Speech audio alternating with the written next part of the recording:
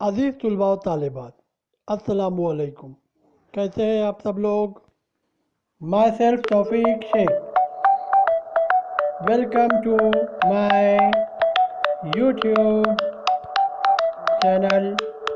Like, share and subscribe. चलिए बच्चों, आज हम शुरू करते हैं छठी जमात का जनरल साइंस का छठा सबक, जिसका नाम है हमारे इस्तेमाल की अशिया। इसका तीसरा पार्ट। बच्चों, इस सबक के दूसरे पार्ट में हमने हमारे इस्तेमाल की अशिया की दर्जाबंदी का मुताला किया था और मुस्तकिल तब्दीली के बारे में मालूमात हासिल की थी। चलिए आज हम आगे बढ़ते हैं और कुछ अशिया की तैयारी के बारे में आज हम मुताला करते हैं। ठीक है बच्चों, चलिए पहले हम पढ़ते हैं रबर के बारे में।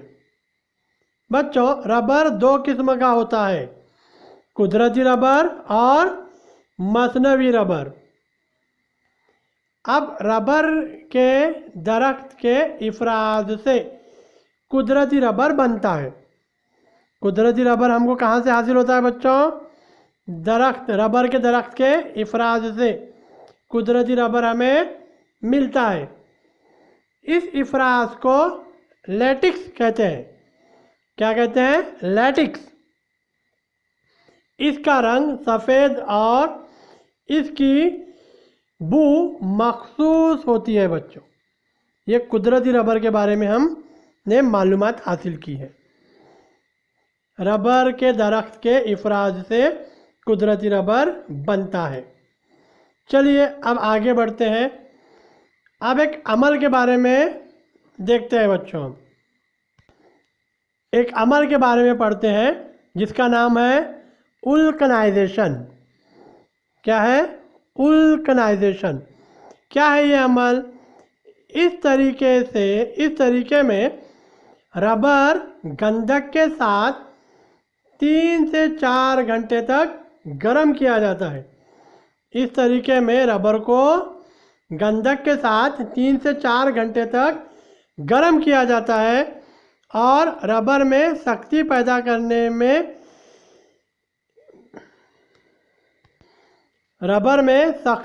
करने के लिए गंधक मिलाना ज़रूरी है। और रबर के इस्तेमाल के लिहाज से, यानी हम रबर किस लिए इस्तेमाल कर रहे हैं, उसके इस्तेमाल के लिहाज से इसमें गंधक का तनासुब होता है। जैसे मिटाने का रबर, इरेज़र जिसे हम कहते हैं, रबर की गेंद, रबर के खिलौने, इन सब में गंधक का तनासुब अलग अलग होता है। हम जिस शय के लिए रबर का इस्तेमाल करने वाले हैं उस हिसाब से उसमें गंधक मिलाया जाता है। अब रबर बैंड जो होता है ना बच्चों, रबर बैंड जो नोट को वगैरह लगाते हैं, तो वो रबर बैंड में गंधक की मिकदार जो है वो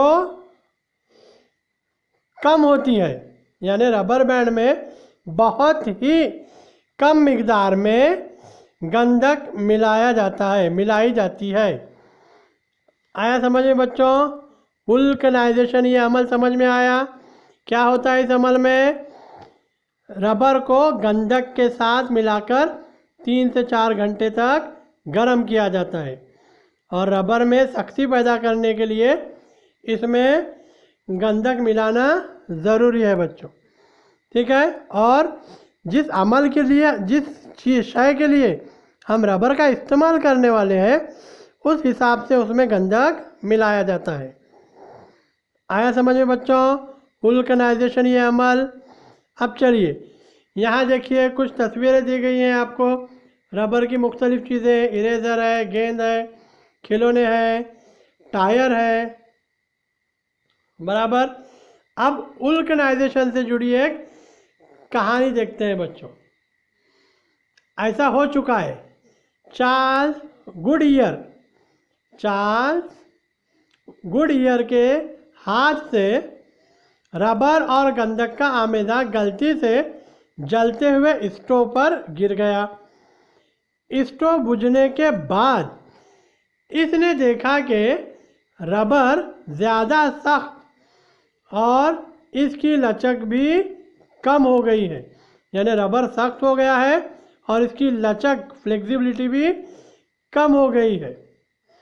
तो यही तजुर्बा बाज़ाब्ता तरीके से करके इसने वुल्कनाइजेशन की दरियाफ्त की है बच्चों। ठीक है, अब इसकी वजह से क्या हुआ? रबर के सख्त टायर की वजह से नकल व हमल में इनकलाब आ गया बच्चों। ठीक है, रबर को सख्ती पैदा करने की वजह से उसके टायर बनने लगे और टायर बनने की वजह से नकल व हमल यानी ट्रांसपोर्टेशन में इनकलाब आ गया। आया समझ में बच्चों? ये अमल समझ में आया? तो बच्चों अभी हमने अशिया की तैयारी में रबर की तैयारी, रबर कैसे बनता है इसके बारे में मालूमात हासिल की है बच्चों। अशिया की तैयारी के बारे में देखने वाले हैं। पहला हमने देखा रबर। अभी आगे बढ़ते हैं, थोड़ा रबर के बारे में मालूमात हासिल करते हैं। क्या आप जानते हैं बच्चों, रबर एक कुदरती शय है। ये खास दरख्त के अफराद से बनता है। रबर ये एक कुदरती शय है और ख़ास दरख्त के अफराद से बनता है। रबर के दरख्त कहाँ पाए जाते हैं मालूम बच्चों? रबर के दरख्त ब्राज़ील में बड़े पैमाने पर पाए जाते हैं।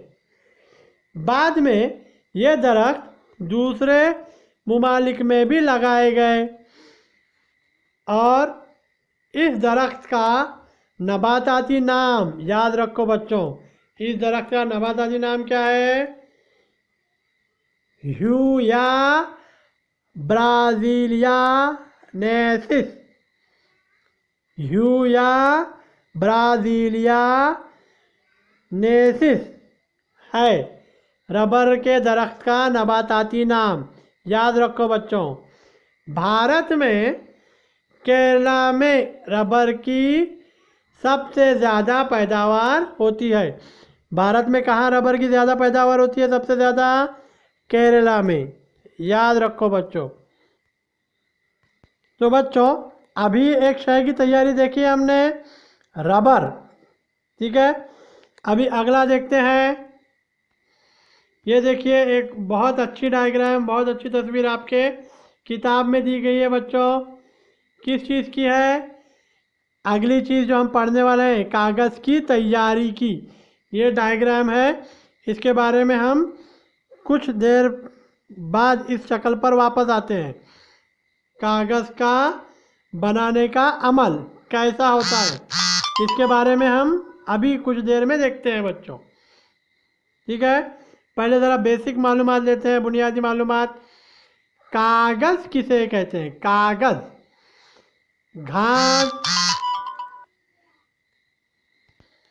घास, लकड़ी, कपड़े के टुकड़े, रद्दी का कागज़ जैसी अशिया के सेलुलोज धागे एक दूसरे में उलझे होने की वजह से इनका जाल तैयार होकर बनने वाली शय कागज़ है। और एक बार सुनिए, कागज़ क्या है?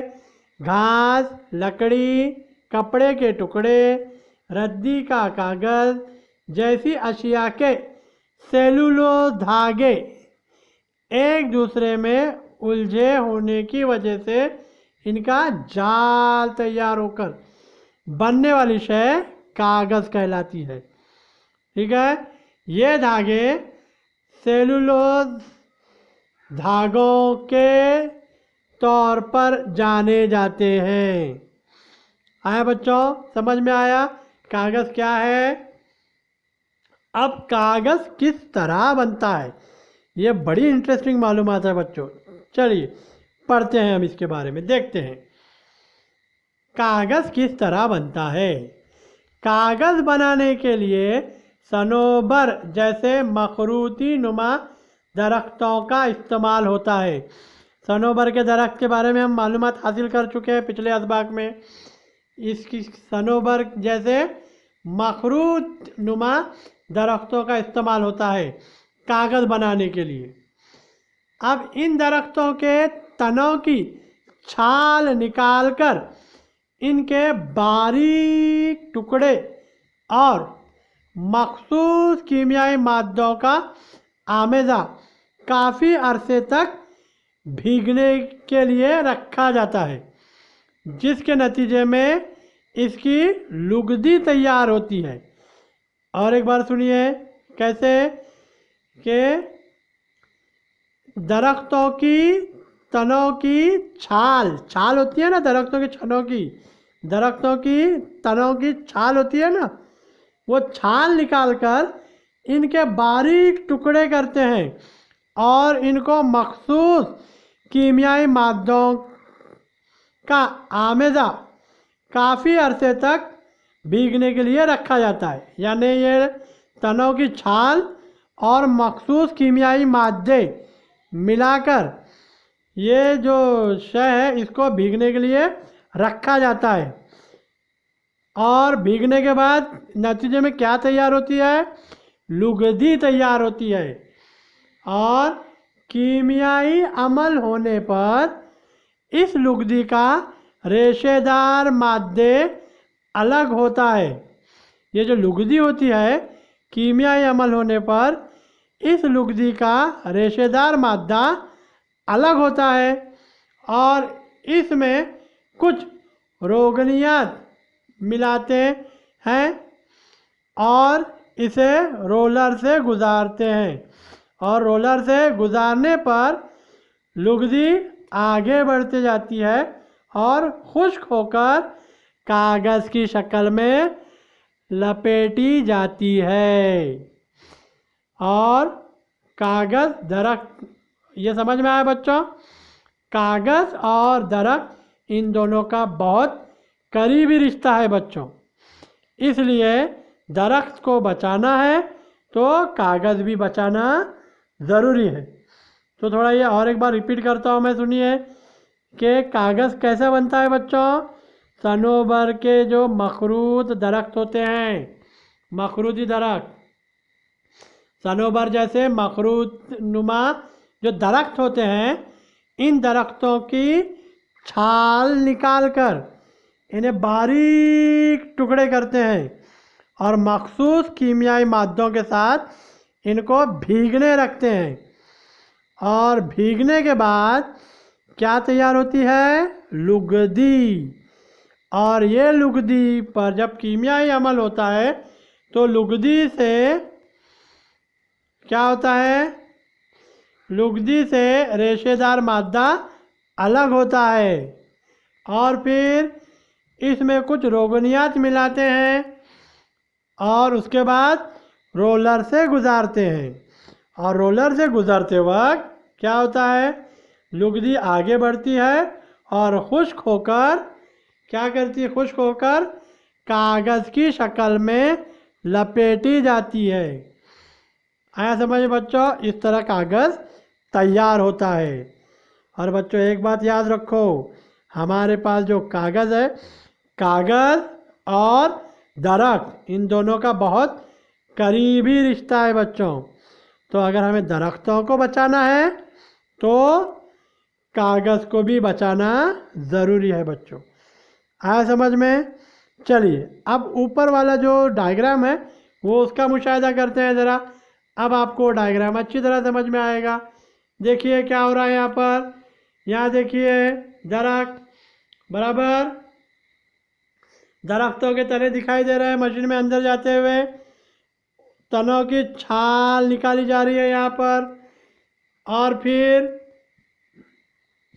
वो छाल में रोगनियात मिलाए जाते हैं जिसे रोगनकारी कहते हैं।